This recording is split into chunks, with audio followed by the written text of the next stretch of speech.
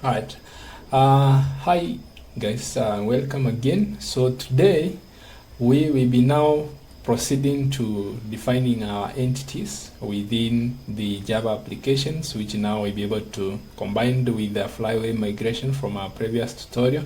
It's going to make use of the reactive framework to connect the database and return us data in the most reactive way that is the new paradigm in the market. So what you're going to do is proceed within the application of ours. Then within this particular folder, I'm going to create another folder which is going to be now entity, to hold the folders files to do with entity. Then within this one, I'm going to create a new file which is going to be user.java.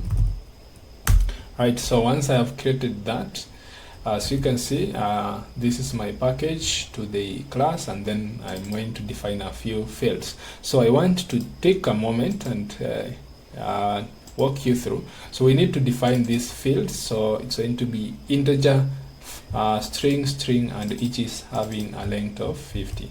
So what we're going to do is quickly copy those fields here, and then within this we are just to start each. So I'm going just to comment those fields, and then you can be able to map each to the database. So this is the information or the fields that we need to map to the database.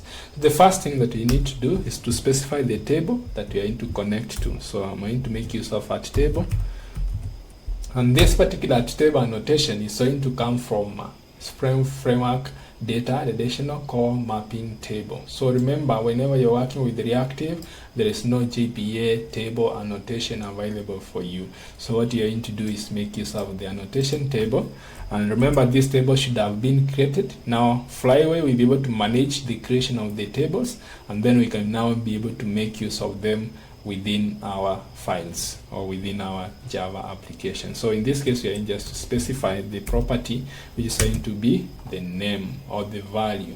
Right, so the table name, the attribute supports that, dynamically calculate that, or you can be able to select the schema, also specify the schema or the table name. So I'm going to make use of value just to be uniform with the value tbl underscore users, the actual table that we created within our script file. Now the next thing that we need to do, we need to define the columns. So I'm going to make use of private integer user ID. I'm going to make use of the camel case within the application. Then within this one, I'm going just to have private string, and then we are going to have use first name here, first name. I'm using camel case all through. Then I'm going to copy the same down here, and then this one is going to be last name. All right, last name. And then lastly, we are going to have the username. So I'm going just to have this one as username. This username. It's one word. Right, now the next thing that is, remember our fields within the database have underscore, but then our fields within Java application have camel case. So what we're going to do is we need to transform the column from the database to the Java application, and to do that we are going to make use of the @column notation. Then within this we are going to specify value. So the value of this one is going to be the column name within the database, and that is what I'm going to transfer from this, and that is going to be user ID. All right, now the next one I'm going to copy down here and do the replacement after. So we need to make use of the user underscore name and cut it from here and specify it here. Then the same thing for last name, cut it and specify it here. Then first name, cut it and specify it here. So you can see now this one forms now the database definition for our class. We format it nicely, as you can see. Let me just have some space between the fields columns, yeah, so that you can be able to clearly see that. Now the next thing is we need to tell our application that the user ID is going to be part of the primary key, and we are going to make use of the ID annotation, and this is coming from the Spring Framework data annotation ID, just to say that this particular column user ID and the column from the DB user underscore ID is going to be the primary key for our case. Now the next thing that we need to do is, now instead of us generating the setters and getters and constructors and all that, we need to make use of Lombok to have that one generated at runtime. So we need to do specify this one as at data, right, from Lombok. Alright, and then the next thing that we need to do is at all args constructor, and then at no args constructor. Then we are going to make use of at the builder annotation, and then lastly I'm going to make use of at toString, just to, whenever we print the object, already I think this one is already defined within the data, which you can see it's setter, and then required. Alright, so it has the generate getters for all fields are useful to string method and a hash code and equals. So it already has that, so I don't need to redefine this one again. So I'm going just to remove that, and you can be able to see that we have everything set. So that is the first thing that we are going to do, to just define our model against the database script. So you can be able to see how this one is marrying to each other, that you have the flyway managing the scripts, and then you can be able now to define the actual tables within your more entity folder.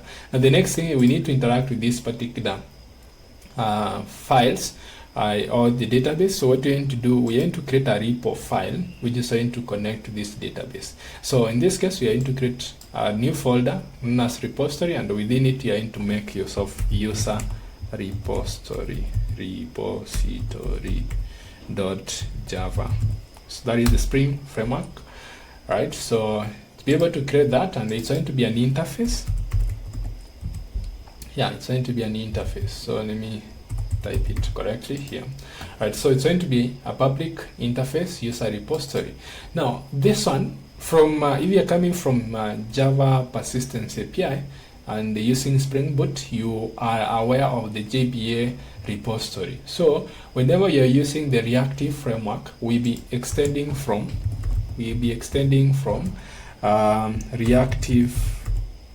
Reactive CRUD repository. So that is what you're going to extend from. So you're going to extend from Reactive. Now instead of JPA repository, we'll be making use of Reactive CRUD repository. Then within this one, we're going to specify the model that we are doing for, and this is going to be the user model, which is coming from the particular this user entity folder. And then what is the column which is delegated as the ID? It's going to be of type integer. So that is what you're going to specify here within the generic, and then specify the closing parenthesis. So as you can see, this is now going to give us quite a range of methods which you can be able to use. Now let's go and create a controller, a service for that. So what you're going to do is going to be a simple service class interface. So I'm going to create a user service within the service folder, service user service.java. Alright, then it's going to be an interface. I need to choose an interface. Alright, then from here we are going to implement. So I'm going to create another folder with a file within the implementation folder, and then it's going to be the user service implementation alright .java, just to illustrate that this is an implementation class. And then this one is going to specify that we are going to implement our user service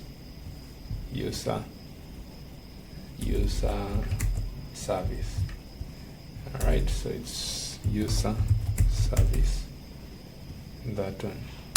Alright, so we need to specify that. So it's you need to import this particular class quick fix. You can see it's not picking that, so you can just pick that and paste it here. Alright, so let's see. Alright, so public class implements user service. Yeah, save that, and then we just need to specify the import statement. I don't know why it's not picking. This one is going to be an interface, remember, so we need to have it as an interface that way, so that we can be able to implement that interface here. So you can see now you should be able to pick and import that particular interface. Now we need to delegate this particular class as a service class, which can be able to be defined as a service. So we are going to make use of annotation at service. So this one makes this particular service class a service. Now the next thing is that we need now to interact the database, which is by using the repository. So we are going to pick the class name, which is going to be the repository name. Then we are within this one, we are just going to have private user repository, user, and let me import it first. So user repository, that, and then user repository. So user repository that way. Right, so I'm going to make it final so that we can ensure that we are able to inject it within this. So the next thing that we're going to do is define a constructor for this particular class, which is going to be public user service implementation, and then we expect to have this component created first before we create the user service. So we are going to specify that. Then within this one, we need to initialize the value of the user repository to be the one that has been supplied within the argument. So by just specifying that, and then we are going to make use of this to refer to that particular current field for our repository. So that is simple. Right, now lastly, we need to define a controller for us to be able to list the different users within the DB. So I might just to quickly create another user controller here, user controller .java. Alright, then within this one I'm going to make use of a concrete class, and then I'm going to specify annotate this particular class as a controller, a REST controller. So I'm going just to make use of REST controller, meaning it's going to return as JSON data. And then from there I'm going just to specify at request mapping this one, and then we are going to specify the base path for this particular class is going to be /API, or you can do /API then /users. Now this is going to be our endpoint, and then lastly we can just quickly do a listing of the data. So what we're going to do, we are going to return a flux of data. So flux of user. So you can see we're going to do that.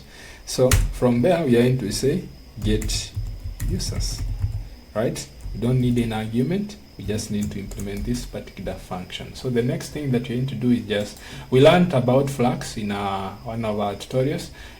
So if you haven't reviewed that, you need to go back and review. Then now for flux, we are going to import this one from the Reactive core publisher. Then we also need to import the user from the user table, so you can see the entity. Then we are going to have this particular method, and then as you can see, the method must return a result. But then remember here, we need to make use of now the service, which is going to be this interface, and inject its own file. So it's going to be private final, again user service is imported, and then user service, right? Now the next thing that we need to do is define a public constructor for this particular controller. So we are going to just make use of public controller, and we expect to have this data or component injected, and then from there we can just specify user this dot user service is going to be equal to user service. All right, so with this we can be able to achieve the constructor. Now the next thing that we need to do is we need to define our method as public here. Yeah, so public, I think I missed, yeah, public, that's okay. So let me format it.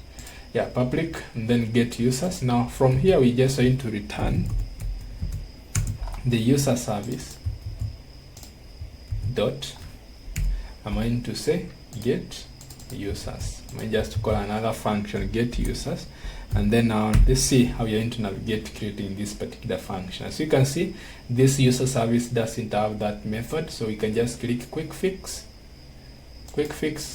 here, and then create method get user in type user service. So I'm going to just create that. So you can see now this error has gone, and this is okay. Now if I go to the user service, you'll be able to see that I have a method to get users, but then if I go to user service implementation, then I expect to have an error.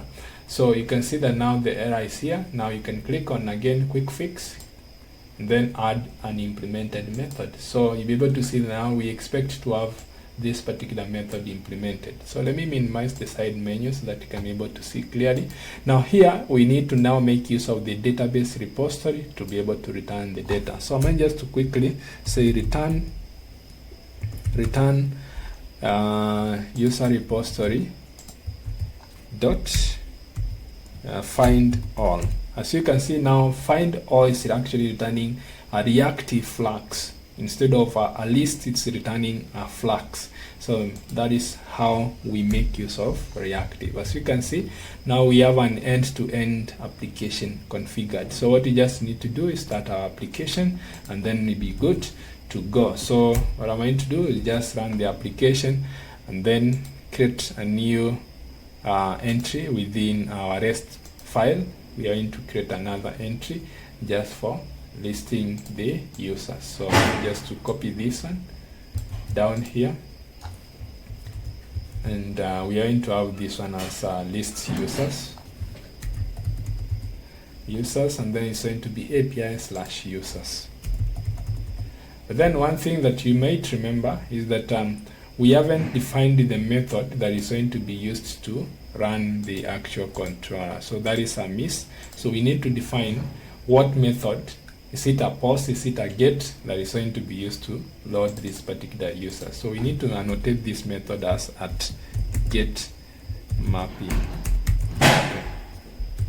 So we need to annotate it with that get mapping. So automatically whenever I do a get mapping to this API/users, then we'll be able to be sure that we are going to have our users created or given back. So I'm going to restart again this particular database, this particular service. Let me just close it at the moment so that we can just quickly restart it. So I'm going just to start it again so that we have a clear-cut solution working. So you can see that this is now a REST endpoint, which you can be able now to. You can see some of the annotation. Whenever you annotate, then it automatically gives you some icons just to illustrate that this is a particular service. As you can see, this is a service, a bin. Then you can see now on the repository we have another icon which indicates that this is a bin which can be injected in other classes. So that's it. So let's just wait for it to start. I'm going to close all the other files. Alright, so we remain with the REST endpoint. Yeah. Alright, now our application is up and running. Now we can try to execute the request. So we are going to send a request to localhost 8080 API/users, and then you can be able to see once we send that request, we should be able to get a response. So our response, as you can see, is actually obtaining the data which we inserted during the process of creating the migration script. As you can see, it's able to connect and be able to get the data back. So that is how we make use of reactive repositories to interact the database in a reactive manner, whereby we have the data as flags. All right, so till next time, I remember to subscribe to my channel and also give comments to the various videos that we have just actually created in this particular process. Thank you. Till next time. Bye bye.